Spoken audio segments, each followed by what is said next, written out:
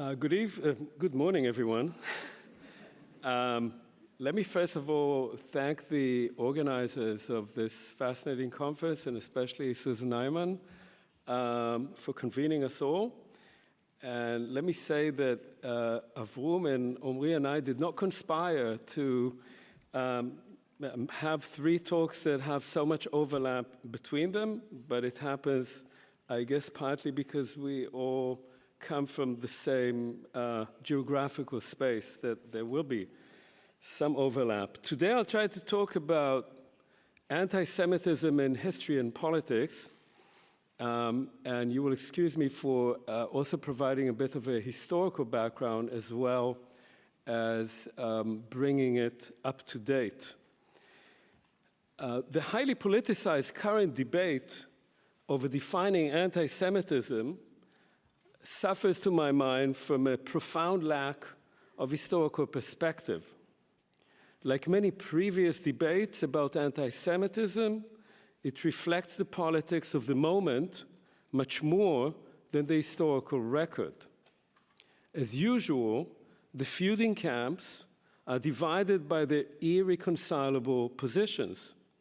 Those who see the world through an anti-Semitic prism, for whom everything that has gone wrong with the world or their personal lives is the fault of the Jews.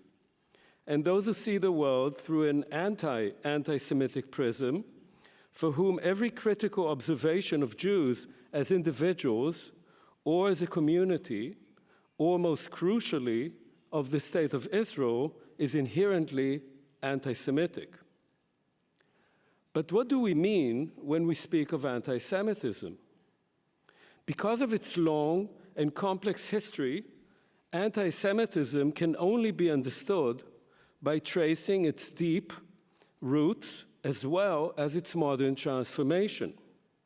And because anti-Semitic arguments have always been answered by counter-arguments, anti-Semitism has a similarly extended and multifaceted history. For that reason, over time, both have meant different things to different people, and both have been mobilized for political ends time and time again. Indeed, in an obvious, if at times peculiar way, these two discourses have become dependent on each other.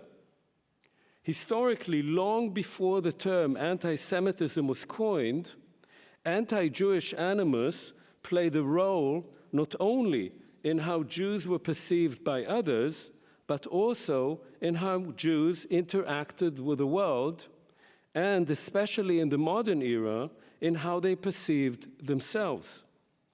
Conversely, anti-Semitic rhetoric gains public importance and visibility whenever it succeeds in persuading the public that anti-Semitism is a real and present danger. What has been called the longest hatred has a long and complex history. For centuries, the vast majority of world Jewry lived in the midst of Christian communities. By the 18th century, some 80% of all Jews in the world resided in the Polish-Lithuanian Commonwealth, an entity that many people don't even remember existed, where they enjoyed self-governing institutions and far-reaching privileges. These rights and privileges aroused much resentment among peasants and townsmen. But the Jews were economically necessary, and their activities made for constant interaction with their Christian neighbors.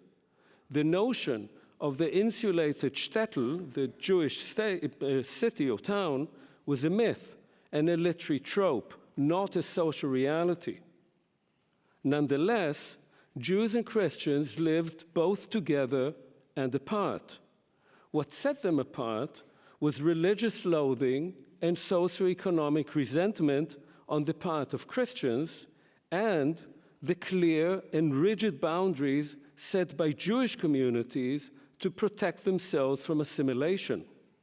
Suspicion and loathing were as mutual as interaction was common. Yet this was not a symmetrical relationship. The Jews were a minority living in a Christian universe, and Christianity was rooted in a theological disdain for Judaism and Jews. Despite numerous expulsions, the church kept Jews in its midst as witnesses to the truth of Christianity. But anti-Jewish imagery, which began proliferating in the 12th century in Europe, associated Jews with the devil and with everything unclean, threatening, and unnatural, including the charge of using Christian blood for religious purposes. This combination of socioeconomic resentment, religious disparagement, and demonic imagery led to occasional eruptions of popular and state-directed violence. Over time, Jews became the perennial other of Christian Europe and came to perceive the world outside their own communities as always potentially murderous, even as Jewish-Christian coexistence continued for 2 millennia. Calling this complex relationship the longest hatred is ahistorical, but dismissing Europe's anti-Jewish traditions and imagery as irrelevant to modern Europe's cultural code, as my teacher Shula Volkov called it, about Jews is similarly ahistorical. Both the Enlightenment and the Haskalah, the Jewish Enlightenment, promise liberation and emancipation, but they also threaten to undermine the core values and social structures that kept Christian Europe and its Jewish population together and apart for many centuries. Secularization eroded the principles informing the social, cultural, and spiritual underpinnings of Christian and Jewish societies and undermined the religious walls of separation between them. The result was anxiety in both groups about maintaining their own moral fiber and social fabric, and about the threat of uninhibited interaction between them. This is the root of modern anti-Semitism, the fear that the Jews, though no longer identifiable by their garb and mannerisms, would still retain all those qualities that had necessitated keeping them segregated. As the traditional bastions of authority and status were replaced by rootless industrial proletariat and a new middle class of service and white-collar professionals, the entry of Jews into this brave and threatening new world appeared to highlight everything that was treacherous about it: chain stores and journalism, political agitation and changing sexual mores, industrialization and urbanization, poverty, greed, and the emergence of the parvenu. Out of this grew an anti-Semitic program for the new political organizations of the emerging mass society. As new nation-states strove to forge a national identity from a conglomerate of diverse ethnic groups, languages, and religions, the Jews played the essential role of the insidious other, blocking the way to molding a unified nation. This is obviously not only in Germany. I'm not only speaking about the German case. As long as they stayed in their allotted place, the Jews appeared less menacing. It was precisely by assimilating that they came to symbolize the threatening other in a rapidly changing world. But the Jews, too, felt threatened by the erosion of their communities, traditions, figures of authority, the growing porousness of their self-imposed boundaries, and the increasing confusion over who and what they actually were. Were they a religion or a race? Patriotic members of different nations professing the Mosaic faith, or heralds of a revolution that would sweep away all these categories? Were they finally members of their own newly declared nation, destined perhaps to migrate to its ancient homeland where it would dwell alone, protected from both violence and assimilation. In other words, if liberalism, nationalism, and democracy promise to deliver Europeans from the Dark Ages into an era of light, reason, and equality, one of its consequences, the disappearance of the Jews, turned out to be a problem both for Christians and for Jewish society.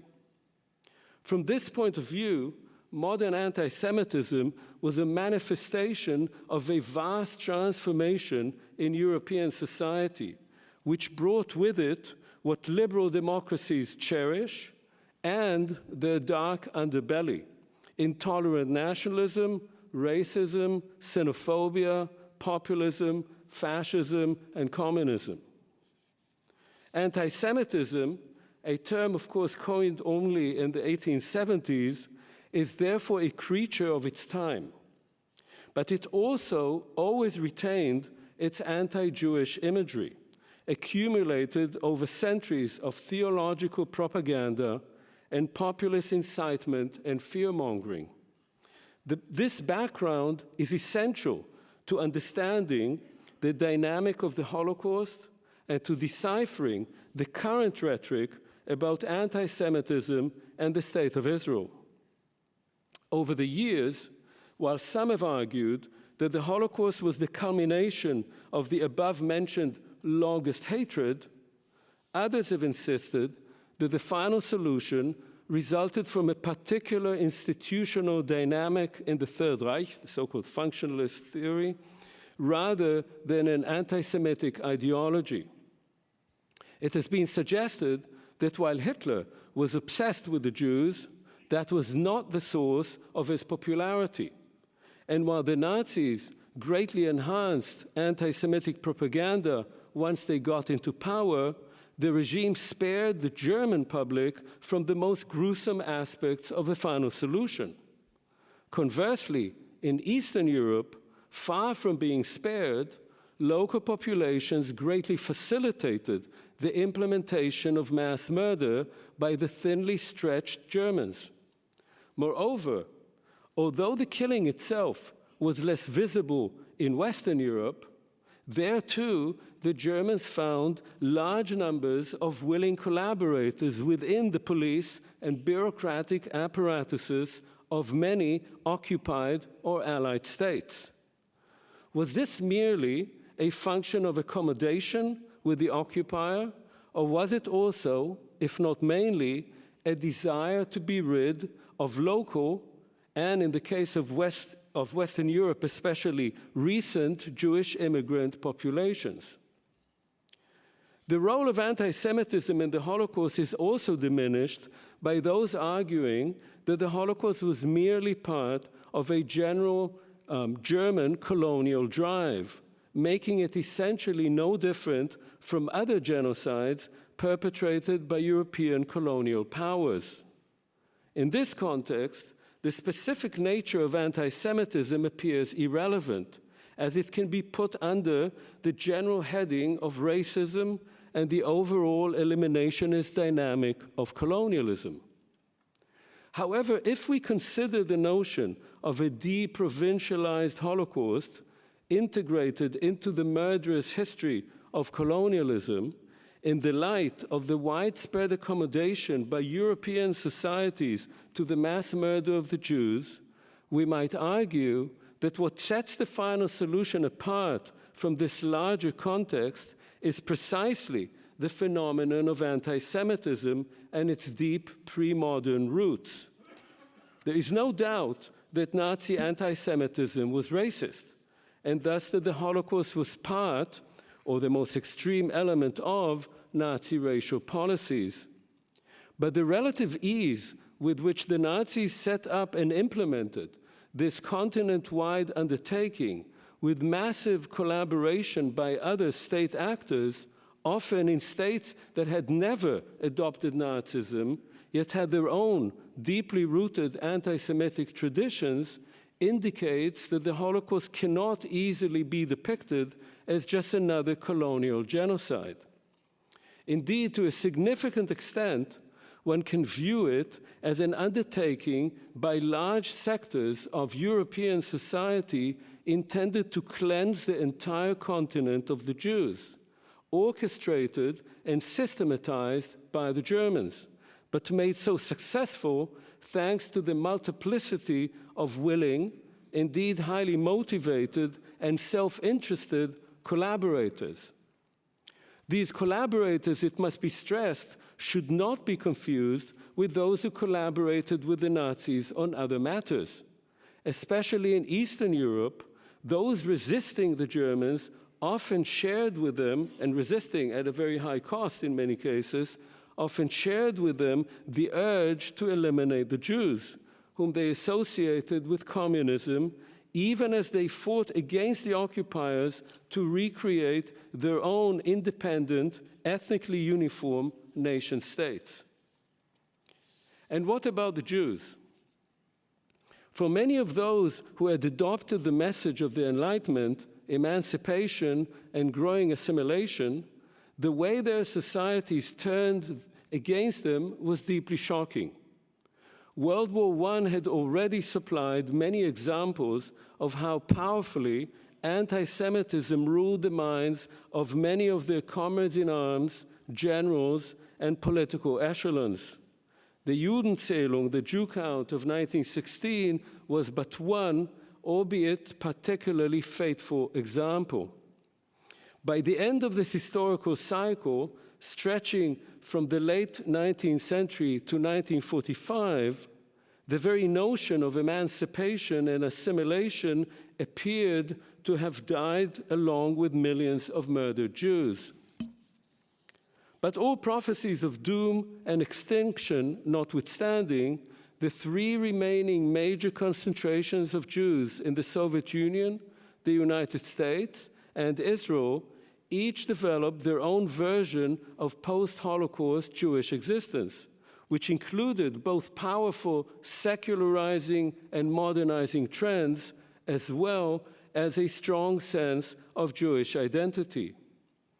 Moreover, even among those the most secular and progressive, the meaning of being Jewish did not reflect the gaze of the anti-Semite, as Jean-Paul Sartre alluded to earlier, had asserted in 1945.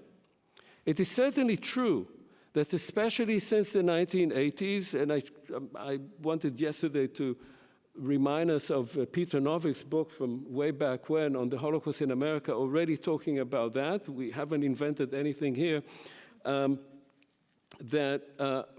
Certainly since the 1980s, the Holocaust has come to play a growing role in identity as an identity-defining event for younger generations of Jews who know little about tradition, religion, or history, but define themselves as descendants of Holocaust victims and as potential victims of another anti-Jewish catastrophe that must be prevented.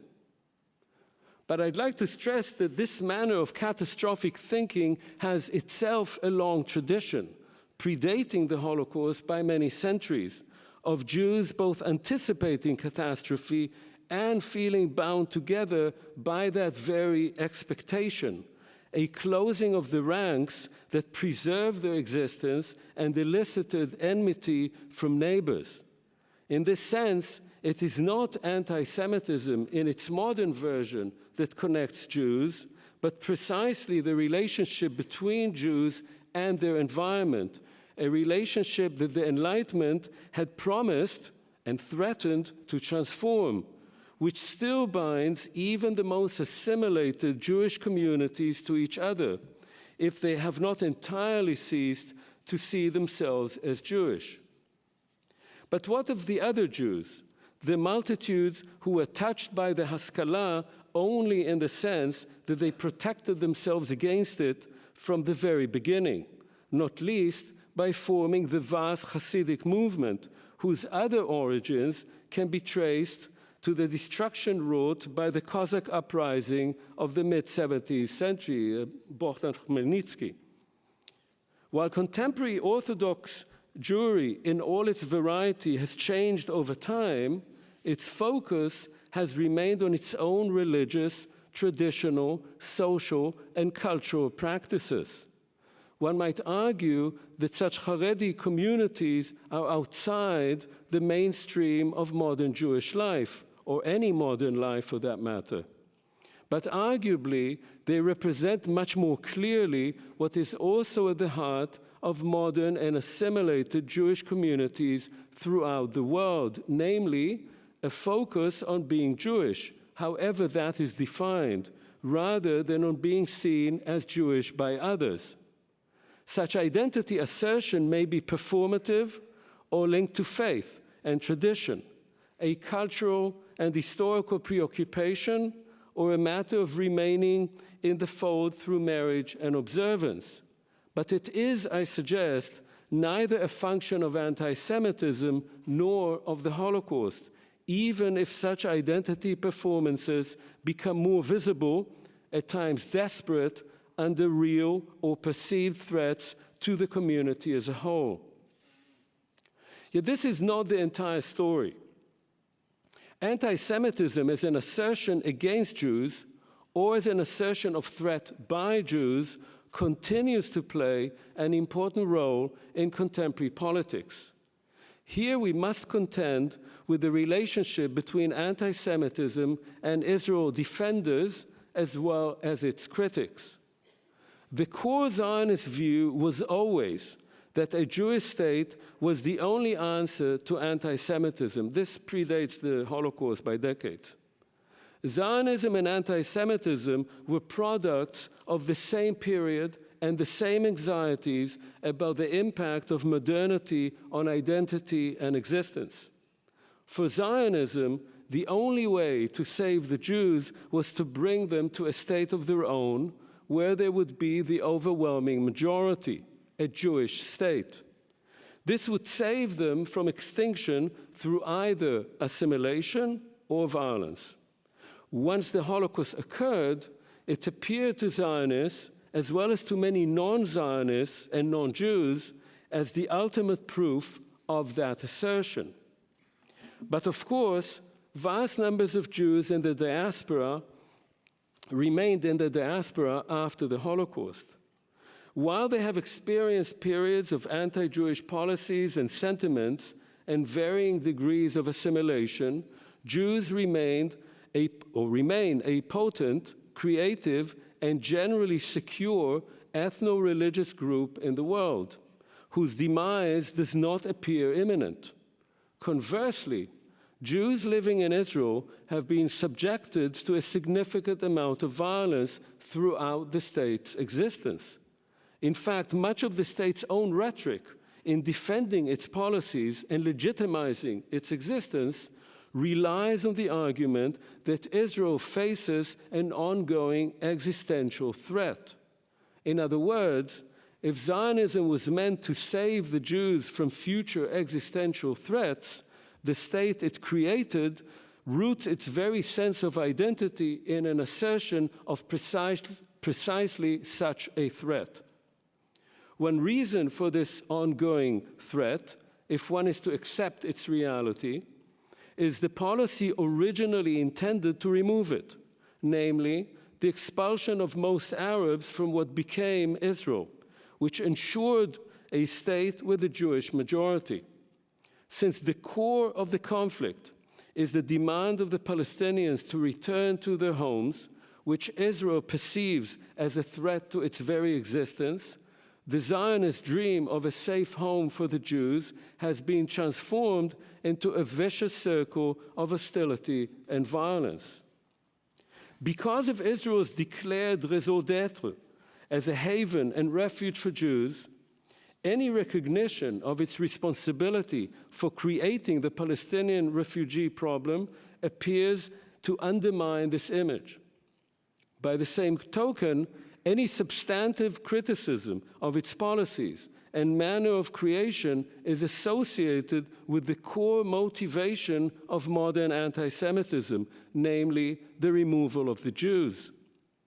while there is a fair amount of criticism of Israeli politics internally, domestic criticism, in recent years, Israeli governments have not only reinvigorated settlement efforts and increasingly suppressed Palestinians and Jewish activists, but have also pressured foreign governments to ban anti-Israeli pronouncements as anti-Semitic.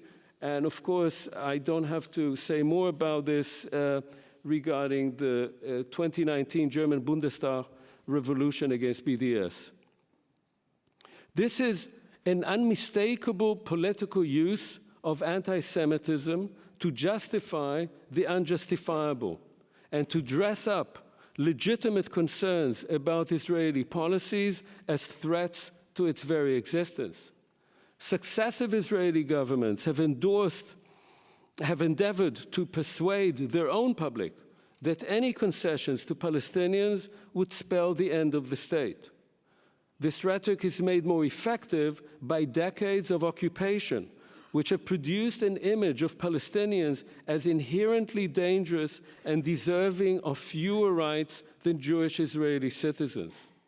The ever-present sense among the Israeli public that fundamentally the whole world is against us is in many ways the exact obverse side of anti-Semitic discourse.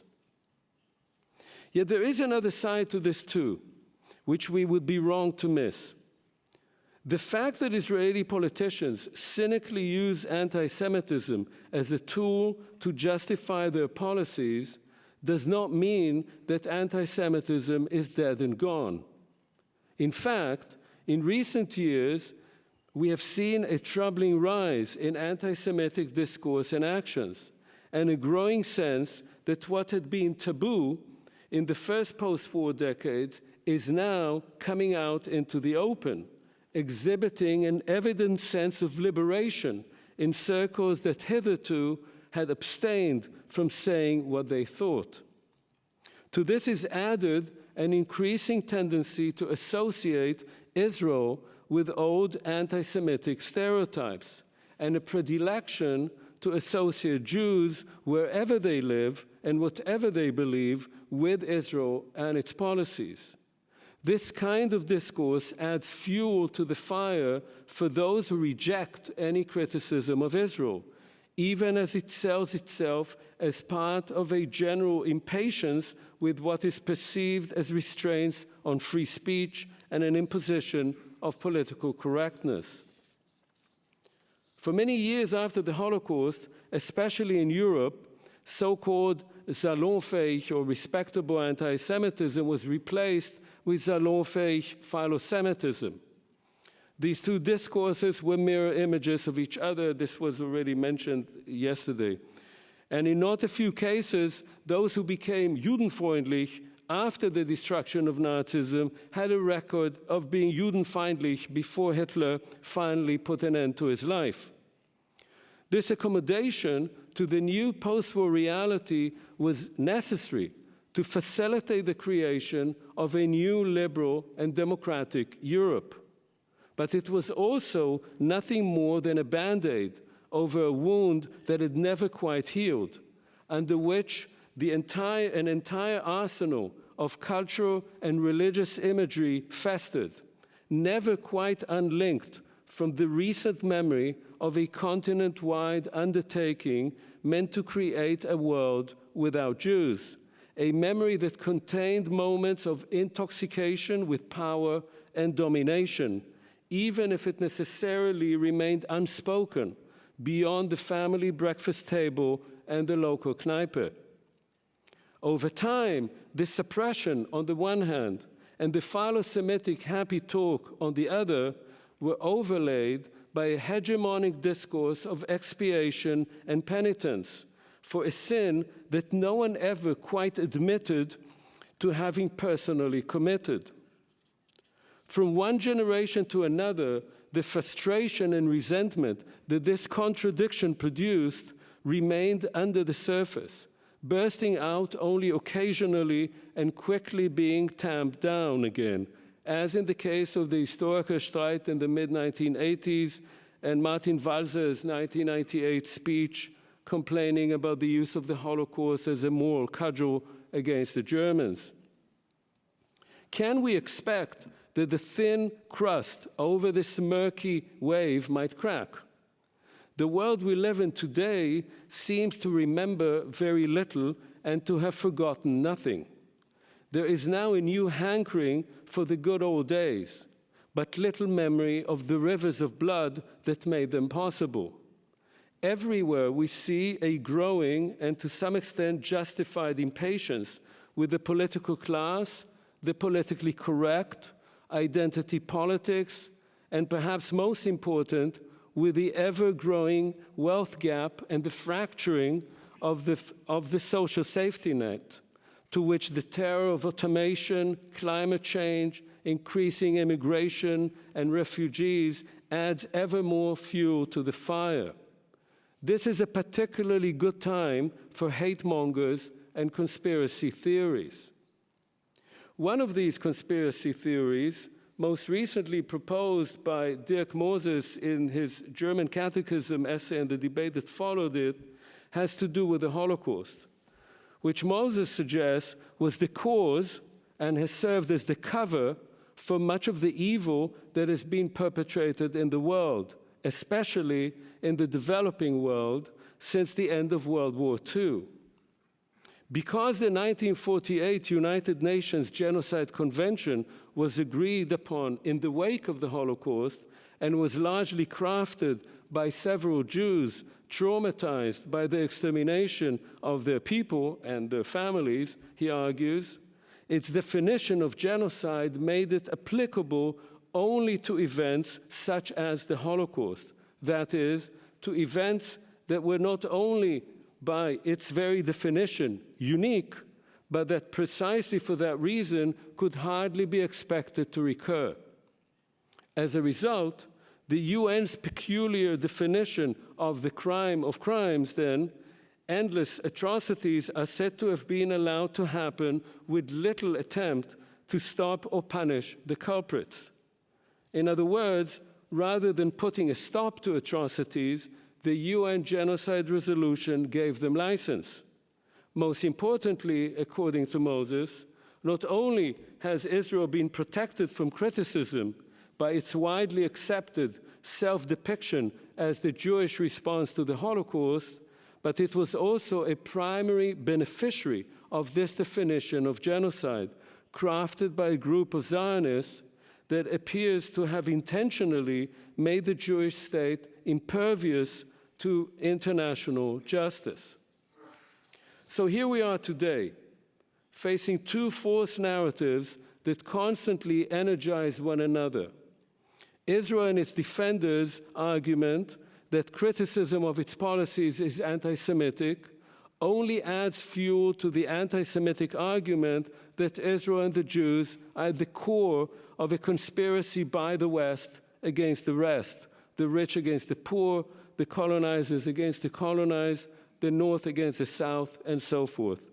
In turn, such conspiracy theories provide ever more fodder to those who see anti-Semitism in every nook and cranny, precisely in those dark corners where the Jew of anti-Semitic fantasy lurks.